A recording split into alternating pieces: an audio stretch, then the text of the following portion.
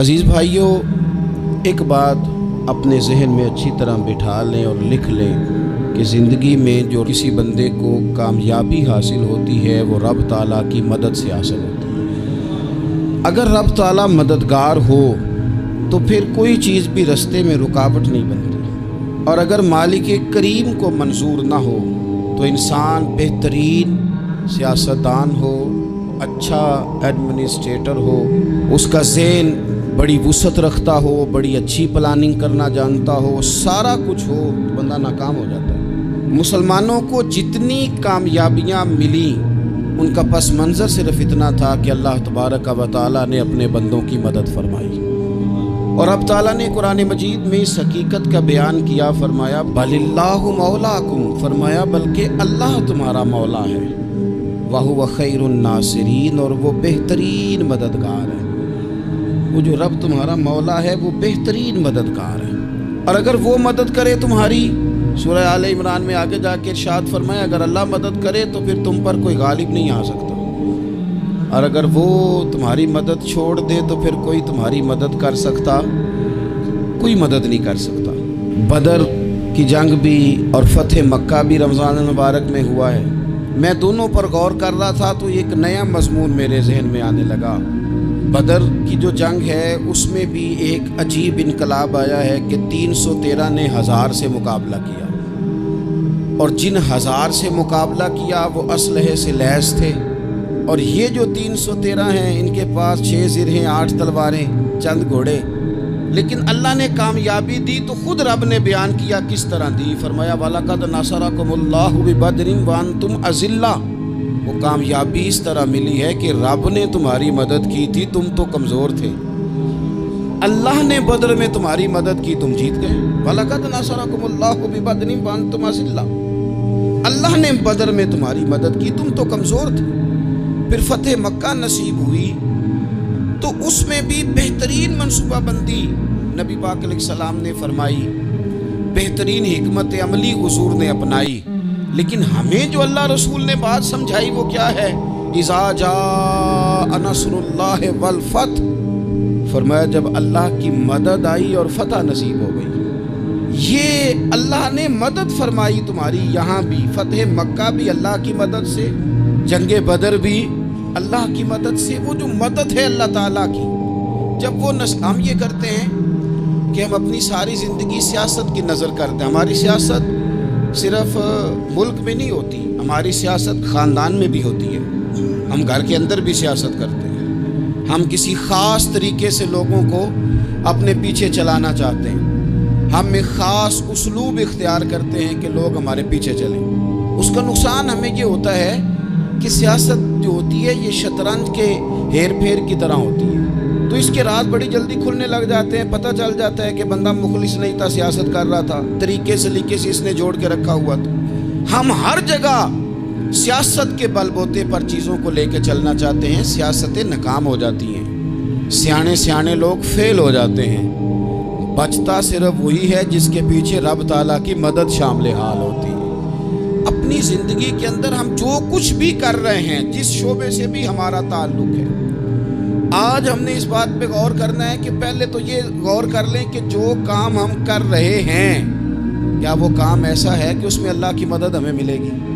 اگر آپ کوئی معاذ اللہ ناجائز کام کر رہے ہیں، فعل حرام کا ارتکاب کر رہے ہیں، تو اس میں تو مدد الہی آئے گی نہیں۔ پہلے تو یہ دیکھیں جو کر رہے ہیں وہ کام مدد الہی والا ہے، اور اگر اللہ تعالیٰ کی مدد والا وہ کام ہے پھر اس پر غور کریں کہ کیا ہم نے مالک سے مدد کا سوال کیا ہے، ہمیں مدد میسر آ رہی ہے۔ وہ میں نے بزرگوں سے ایک بات سنی تھی، وہ بڑی یاد رہ گئی۔ وہ فرمایا کرتے تھے قابلیت بھی بڑی چیز ہے لیکن قبولیت سب سے بڑی چیز ہے۔ قابل ہونا بھی بڑی بات ہے لیکن زیادہ بڑی بات یہ ہے کہ اس کی بارگاہ میں قبول بھی ہے کہ نہیں۔ اپنی زندگی میں اللہ کی مدد کی طرف بڑھیں، مالک کی مدد کا حصول اختیار کرنے کی کوشش کریں، اللہ کے ساتھ اپنے آپ کو جوڑیں۔ اگر اللہ کی مدد نصیب ہو، یہ جو ہم جتنا ڈرتے رہتے ہیں، سہ میں رہتے ہیں، پریشان رہتے ہیں کوئی کیا کر دے گا، ہمارے ہاں نا ہر شعبے میں معاذ اللہ ایک مافیا ہے، الا ماشاء اللہ۔ وہ مافیا کہتا ہے میرے ساتھ ملو گے تو میں چلنے دوں گا، ورنہ میں نہیں چلنے دوں گا، مارکیٹ میں آ ہی نہیں سکتا فلانا بندہ، چونکہ یہاں ہمارا قبضہ ہے۔ اور میرے بھائی پھر بہت سارے لوگ جن کی نیتیں اور ارادے بڑے اچھے ہوتے ہیں شروع میں، وہ بھی اس مافیا کا شکار ہو جاتے ہیں اور ان کے رنگ میں رنگ جاتے ہیں۔ یاد رکھنا، کسی شخص کی بلیک میلنگ کا کبھی شکار نہ ہونا، کبھی کسی کی میٹھی اور مسجع مکفہ باتوں کا شکار نہ ہونا۔ کوئی کیا کر سکتا ہے اگر اللہ مددگار ہو تو؟ جس کو رب کریم اٹھانا چاہے اسے کوئی گرا سکتا ہے؟ ہم یہ ڈرے ڈرے سہمے سہمے پریشان فیصلہ کرنے کی طاقت نہیں، مجھے چلنا چاہیے کہ نہیں، اٹھنا چاہیے کہ نہیں، کرنا چاہیے، اٹھ باندھ کمر کیوں ڈرتا ہے؟ پھر دیکھ خدا کیا کرتا ہے۔ حضرت عبداللہ ابن عباس فرماتے ہیں میرے نبی پاک علیہ السلام نے میری تربیت فرمائی، حضور نے میری تربیت فرمائی، اور محبوب پاک علیہ السلام نے فرمایا عبداللہ یاد رکھنا، یہ نوجوان دوست میری بات لکھ لیں، پریشان لوگ میری بات لکھ لیں، جن کے پاس قوت فیصلہ نہیں وہ اس بات کو لکھ لیں۔ حضرت عبداللہ ابن عباس فرماتے ہیں میرے نبی پاک علیہ السلام نے مجھ سے فرمایا تھا عبداللہ سن، اگر ساری دنیا مل کے تیرا کوئی نفع کرنا چاہے کر نہیں سکتی جب تک میرے رب کی رضا نہ ہو، اور فرمایا ساری دنیا مل کے تیرا کچھ بگاڑنا چاہے تو عبداللہ بگاڑ نہیں سکتی جب تک رب کریم کی حکمت کا تقاضا نہ ہو۔ لوگوں سے ڈرنا، لوگوں کی طرف دیکھنا، ماحول دیکھ کے اپنے راہ کا تعین کرنا، ہر بندے کے خیالات کے مطابق ڈھلنے کی کوشش کرنا، فلانا نہ ناراض ہو جائے، فلانا نہ ناراض ہو جائے، وہ جس نے ہونا ہو جائے، بس رب رسول ناراض نہ ہو۔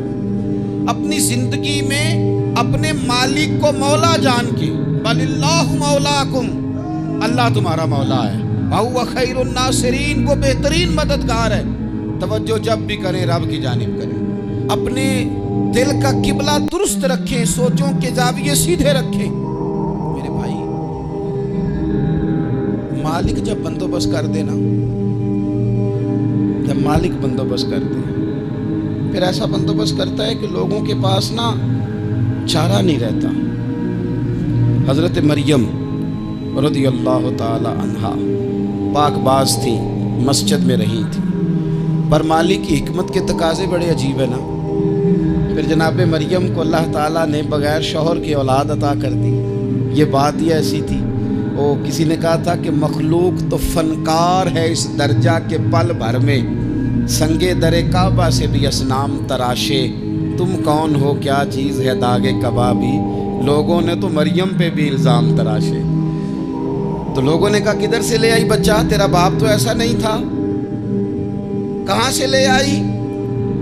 اللہ کرے میں آپ کو سمجھا سکوں، ذرا اپنے آپ کو وہاں کھڑا کریں کہ ایک پاک باز عورت، پاک باپ کی بیٹی، طیب ماں کی بیٹی، اور اللہ کے گھر میں پرورش پانے والی خاتون، ایک وہ وقت اور ایک یہ وقت کہ اس عورت کو کٹہرے میں کھڑا کر کے پوچھا جا رہا ہے کہ معاذ اللہ تیری گود میں بچہ جائز نہیں ہے، کہاں سے لائی ہے؟ اب خود سے صفائیاں بندہ کتنی کو دے، کتنی کو وضاحتیں کرے۔ اور میں نے تو اپنی زندگی میں دیکھا ہے زیادہ وضاحت دینے والے کو بھی لوگ جھوٹا سمجھنے لگ جاتے ہیں، زیادہ وضاحت دینے پر بھی لوگ کمزوری کا اظہار سمجھتے ہیں کہ کمزور پڑ گئے۔ آپ صلح کی کوشش کرتے ہیں، سامنے والا بزدل سمجھ لیتا ہے، زیادہ وضاحتیں بھی کمزور کر دیتی ہیں۔ اب حضرت مریم کو کٹہرے میں کھڑا کر کے کہا بچہ کس کا ہے؟ تو پھر خدا بندوبست جب کرے، اللہ جب مددگار ہو، تو پھر حضرت مریم کی گواہی درختوں سے نہیں دلوائی، اس نے پتوں سے نہیں دلوائی، پھر فرشتے نہیں بھیجے۔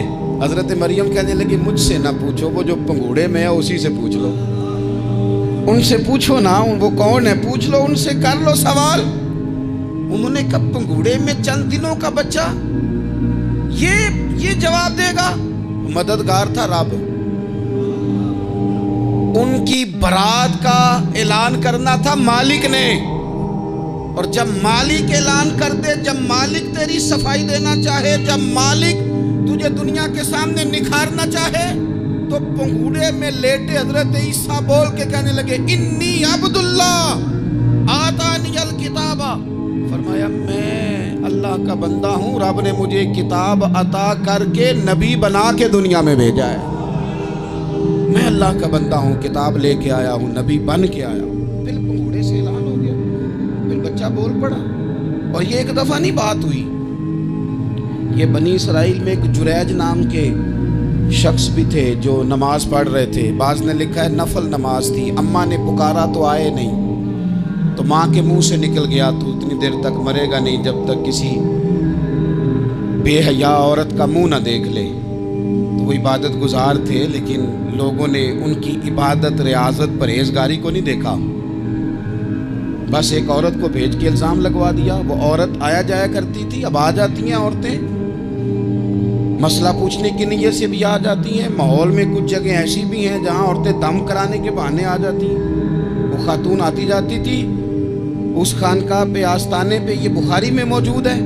پھر اس نے کہا میری گود میں جو بچہ ہے یہ انہی کا ہے. مجھے بتائیں کیسے بندہ وضاحت دے.